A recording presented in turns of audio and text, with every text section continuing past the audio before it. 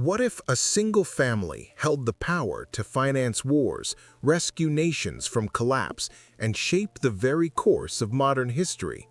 For over 2 centuries, one name has been whispered in the corridors of power, a name synonymous with unimaginable wealth and influence: Rothschild.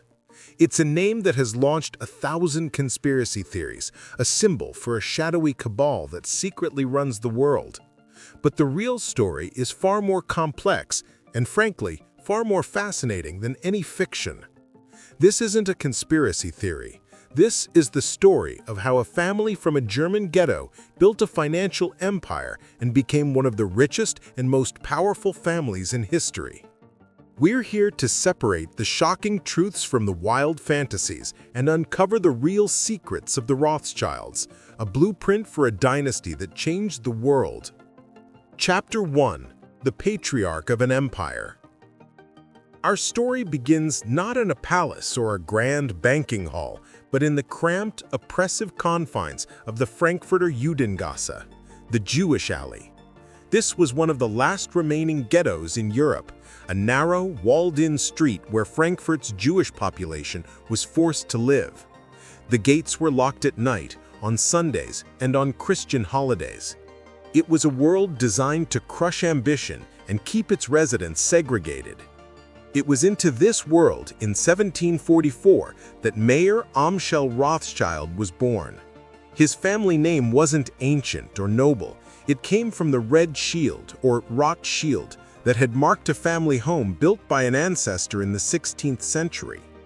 Though he was supposed to become a rabbi, Mayer's path changed forever when his parents died young, forcing him into an apprenticeship at a banking house in Hanover. It was there, away from the confines of the ghetto, that he found his true calling. He developed a keen eye for finance, but more importantly, he developed a passion for rare and ancient coins. This niche hobby would become his key to a whole new world. After returning to Frankfurt, Mayer established a small business trading in coins and antiques. His expertise soon caught the attention of wealthy patrons, most notably Crown Prince Wilhelm of Hesse, one of Europe's richest men. By providing the prince with rare coins, Mayer gained his trust and eventually his business. In 1769, he was granted the title of court factor, a prestigious position that allowed him to conduct business with the aristocracy. But Mayer Amschel was different. While others sought personal fame, he was laying the foundation for an empire. His vision was built on a set of core principles that would become the family's code. First and foremost was family unity. He knew their strength lay not in one person, but in the collective. His motto, passed down through generations, was Concordia Integritas Industria, harmony, integrity, industry. Second was secrecy. Mayer understood that knowledge was power, especially financial knowledge. By keeping the family's operations and true wealth a closely guarded secret, they could operate without oversight from rivals or governments, creating an aura of mystique that both intrigued and intimidated the outside world. And third, perhaps most crucial, was control. He decreed in his will that the family business must remain in the hands of his male descendants, ensuring the power he was building wouldn't be diluted. A humble coin dealer in a German ghetto was drawing up the plans for a dynasty that would soon hold the crowned heads of Europe in its debt. He wasn't just building a business, he was forging a new kind of power. Chapter 2: The 5 Arrows. Mayer Amschel Rothschild's real genius wasn't just in making money, it was his revolutionary strategy for multiplying it across an entire continent. As his business grew, he realized that to operate on a truly global scale, he needed absolute loyalty and lightning-fast communication. He couldn't trust strangers. He could only trust his sons. This led to the masterstroke that transformed the Rothschilds from a successful German bank into a global financial empire. Mayer envisioned a network of interconnected banks, each in a key European financial hub, all controlled by his 5 sons. These 5 sons, later known as the 5 Arrows and symbolized on the family's coat of arms, were his living ambassadors of finance. The plan was executed with strategic genius. The eldest son, Amschel Meyer, remained in Frankfurt to manage the home base. Solomon was dispatched to Vienna, the heart of the powerful Habsburg Empire. Karl was sent to Naples, a key port city that was a gateway to Mediterranean trade. James, the youngest and most socially adept, set up shop in Paris, navigating the turbulent politics of post-revolutionary France. And then there was Nathan Mayer Rothschild. Described as the boldest of the brothers, he was sent to England, first to Manchester and then to London, the undisputed financial capital of the world. It was in London that the Rothschild power would reach its most awesome heights. This was no mere collection of branch offices. This was the world's first truly international bank. While competitors were stuck dealing with national borders and slow communication, the Rothschild brothers operated as a single cohesive unit. They created their own private courier service, with riders carrying cash, securities, and, most importantly, information. Their network was so efficient that the Rothschilds often knew the outcomes of major political events days before governments did. This edge in information was their ultimate weapon. They could anticipate market shifts, understand the needs of different nations, and move massive amounts of capital across borders with a speed unimaginable to their rivals. While one brother gathered intelligence in Vienna, another could use it to make a strategic investment in London. They could fund a project from Paris, secure it with assets in Frankfurt, and arrange payment in Naples, all within the family. Mayer Amschel's vision had become a reality. The 5 arrows, working together, were more powerful than any one could ever be. They had created a private financial network that transcended kingdoms and empires, a dynasty poised not just to witness history, but to finance it. Chapter 3. The War That Forged a Dynasty. As the 19th century dawned, Europe was plunged into the chaos of the Napoleonic Wars. The conflict was a crucible of bloodshed and upheaval, but for the new Rothschild network, it was the ultimate opportunity. Wars are fantastically expensive, and nations needed unprecedented amounts of money to fund their armies. This is where the Rothschilds, and particularly Nathan Mayer in London, stepped onto the world stage. From 1813 to 1815, Nathan became an indispensable part of financing the British war effort against Napoleon. He organized vast, complex operations to supply the Duke of Wellington's armies with gold and funds. It was a logistical nightmare that required moving massive amounts of bullion across a war-torn Europe. Nathan and his brothers used their unparalleled courier network to buy up currency and orchestrate shipments, ensuring Wellington's troops were paid when government channels failed. In 1815 alone, the family provided nearly £10 million in loans to Britain's allies, a staggering sum at the time. Nathan had made himself essential to the British government. This success gave rise to the most famous and persistent myth about the family, the story of Waterloo. The legend goes like this. Through his private network, Nathan learned of Napoleon's defeat at Waterloo 24 hours before the official news reached London. Then he rushed to the stock exchange and started selling his British government bonds. Other traders, assuming Wellington had lost, panicked and sold everything, causing the market to crash. At the last second, Nathan secretly bought up the entire market for pennies on the dollar. When the real news of victory arrived, the bonds skyrocketed, and he made a gargantuan fortune. It's a dramatic story, and it is almost entirely false. The tale originated in an anti-Semitic French pamphlet published in 1846, nearly 30 years after the battle. Historical research has thoroughly debunked it. Nathan Rothschild was in London, not anywhere near Waterloo. And a close look at the London Stock Exchange's records from that day shows no evidence of the dramatic crash and rally the story describes. So what really happened?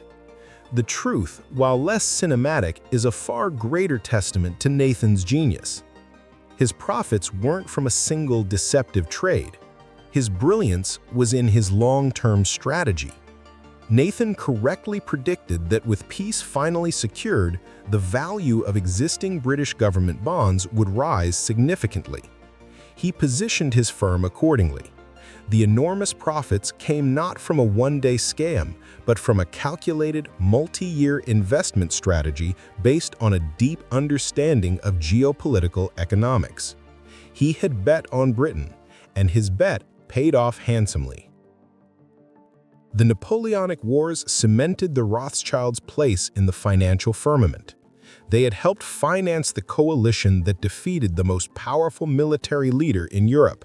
A top government official would later describe Nathan as most capable, skillful, upright, and liberal.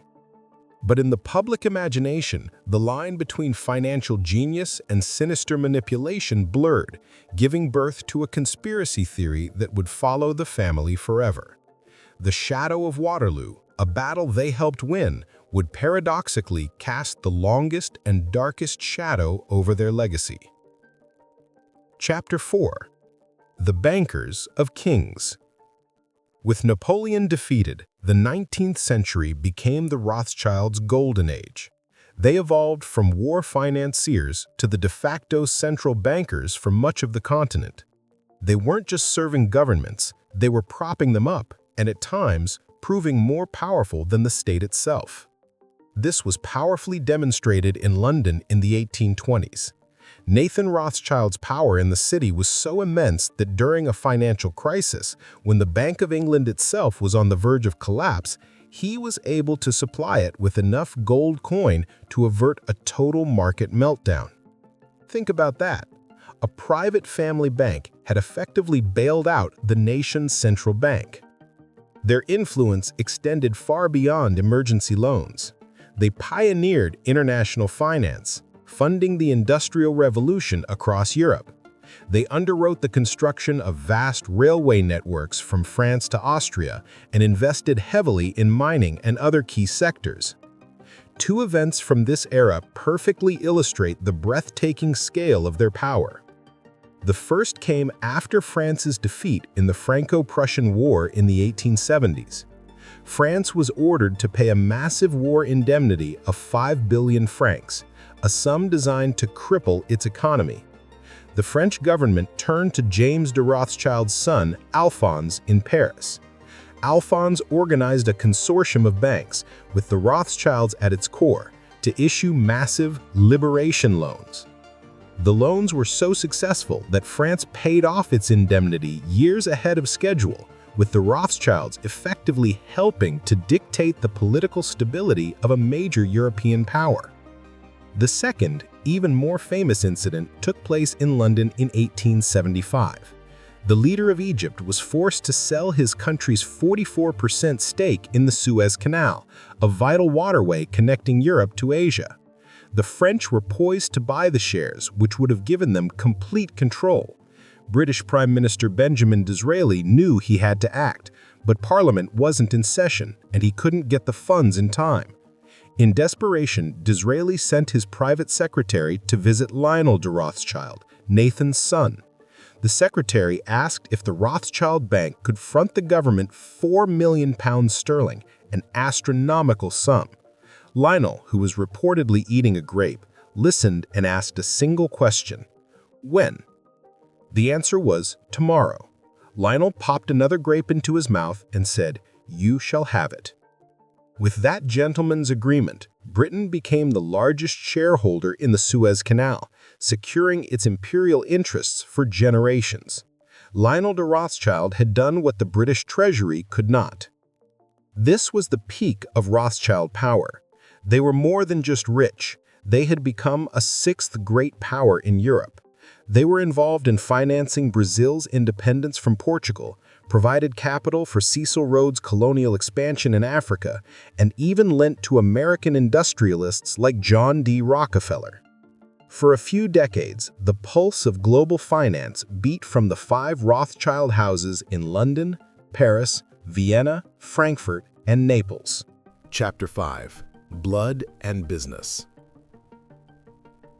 The engine of the Rothschild empire was its unique internal structure. Their success was built on a private code that was rigid, demanding, and ruthlessly effective.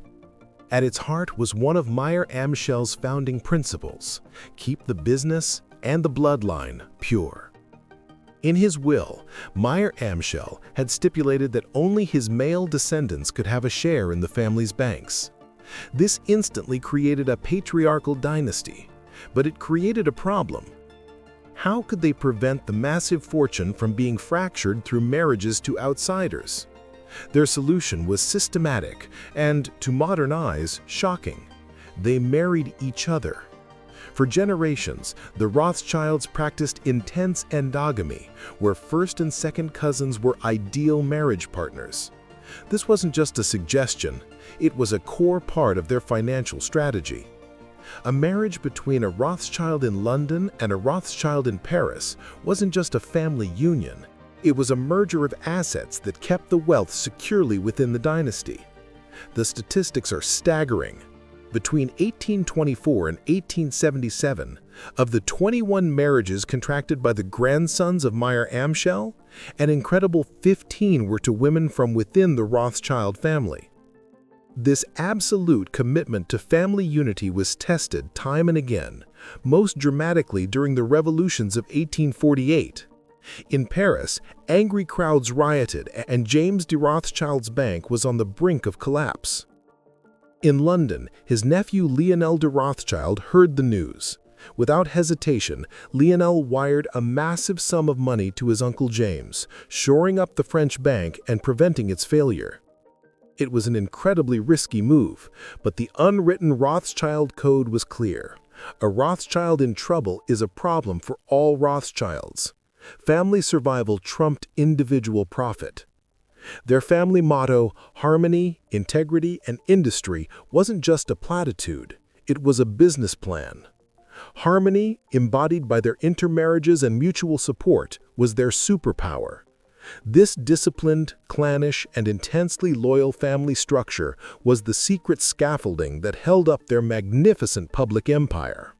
It was blood and business, intertwined into a single, formidable force. Chapter 6. An Empire Divided. No dynasty lasts forever. By the turn of the 20th century, the world the Rothschilds had so expertly mastered was beginning to change. The first blow was the rise of new forms of finance. Huge joint stock banks and publicly traded corporations emerged, especially in Germany and the United States, that could mobilize capital on a scale that even the Rothschilds' private fortune struggled to match. Their private partnership model, once a huge advantage, was now a limitation. Simply put, they were being outgrown. The second, more profound blow was World War I. For a century, the Rothschilds had profited by financing both sides of conflicts, their network crossing national lines. But the Great War was different. For the first time, the family found itself irreconcilably divided. The London and Paris branches found their loyalties with the Allied powers. Meanwhile, the Vienna branch was firmly planted in the Austro-Hungarian Empire and supported the Central Powers. The five arrows were now pointing at each other. The core principle of family unity was fractured by nationalism. A new financial power had also risen to take their place. Across the Atlantic, the United States was transitioning from a debtor to a creditor nation. The banking house of J.P. Morgan & Company became the primary financier for the Allied war effort, operating on a scale that dwarfed what the Rothschilds could manage. When the war ended, the global center of finance had decisively shifted from London to New York. The Rothschild century of European dominance was over. The aftermath brought further decline. The Habsburg Empire was dissolved, and with it, the Vienna branch lost its foundation. The ancestral Frankfurt House had already closed in 1901 after the male line of that branch died out, and the smaller Naples branch had wound down decades earlier. Of Meyer Amschel's 5 great banking houses, only London and Paris remained as major forces. They were still influential, but they were no longer the undisputed masters of global finance. Chapter 7. The Modern Rothschilds.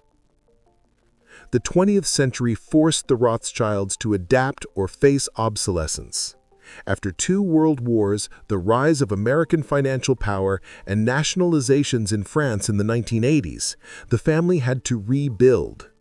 The remaining branches in Britain and France eventually merged their operations, a symbolic reunification of the family business. Today, the Rothschild financial dynasty primarily exists through 2 main separate entities: Rothschild & Co., the product of the merged British and French houses, and the Edmond de Rothschild Group, based in Switzerland. The image of a single entity controlling the world's wealth from a shadowy castle is pure fiction. In reality, the family's fortune is distributed among numerous descendants, many of whom aren't involved in banking at all. So what do the modern Rothschild banks actually do? They're not financing wars anymore. Instead, Rothschild & Co. is a global leader in financial advisory, particularly in mergers and acquisitions, M&A. They are the trusted advisors corporations turn to for complex deals. The Edmond de Rothschild Group focuses more on private banking and asset management for wealthy individuals and families. Recent reports from 2025 show both firms continue to grow, with Rothschild & Co. expanding its advisory services and the Edmond de Rothschild Group focusing on sustainable investments. But the family tradition of internal debate continues. In the late 20th century, a public split occurred in the British branch. Jacob Rothschild favored a more aggressive modern approach to investment, while his cousin, Sir Evelyn de Rothschild, who led the family bank, insisted on a more conservative traditional model. Jacob ultimately left to found his own successful investment trust, a divide between tradition and aggressive expansion that runs through the family's recent history. The modern Rothschilds are, by any measure, extremely successful. But their power is that of expertise and reputation, not the quasi-sovereign power they wielded in the 19th century. They are major players in the global financial system, but they are far from its secret masters. Chapter 8. Separating Fact from Fiction. No family in history has been the subject of more elaborate and dangerous conspiracy theories than the Rothschilds. For over 200 years, their name has been used as a stand-in for a secret Jewish cabal that supposedly controls world events. These theories are not harmless fantasies. They're deeply rooted in anti-Semitism and have been used to justify hatred for centuries. The original sin of Rothschild conspiracies is the lie about the Battle of Waterloo, fabricated in an anti-Semitic pamphlet in 1846. As we've established, the story of Nathan Rothschild crashing the London market is a complete fiction, disproven by historical records. But its success created a template, the idea that the Rothschilds profit from war and disaster through deception. This template has been recycled endlessly. One of the most widespread modern myths claims the Rothschilds own nearly every central bank in the world, implying that wars are fought to bring rebel nations like North Korea, Cuba, and Iran under their control. This claim is demonstrably false. Central banks are national institutions, not private property. A look at the public records of the 2 main Rothschild banking groups shows no such ownership. The conspiracies only get more bizarre. For decades, theorists have claimed the family owns the U.S. Federal Reserve, controls global news, and masterminded everything from presidential assassinations to the sinking of the Titanic. All have been thoroughly debunked. In recent years, the theories have taken an absurd turn. In 2018, a U.S. lawmaker alleged on Facebook that the Rothschilds were controlling the world's climate using a space-based solar generator to create natural disasters for profit. This gave rise to the infamous Jewish space lasers meme, a phrase that perfectly captures the unhinged nature of modern Rothschild conspiracies. So why do these theories persist? According to journalist Mike Rothschild, no relation, the answer is simple.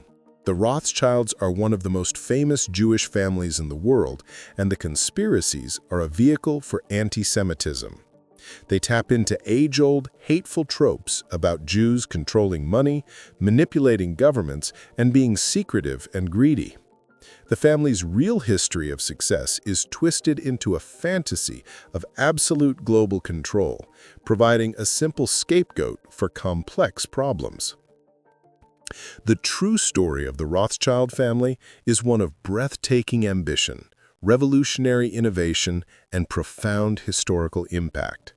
From the Frankfurt ghetto, Mayor Amschel Rothschild and his 5 sons built a financial network the world had never seen.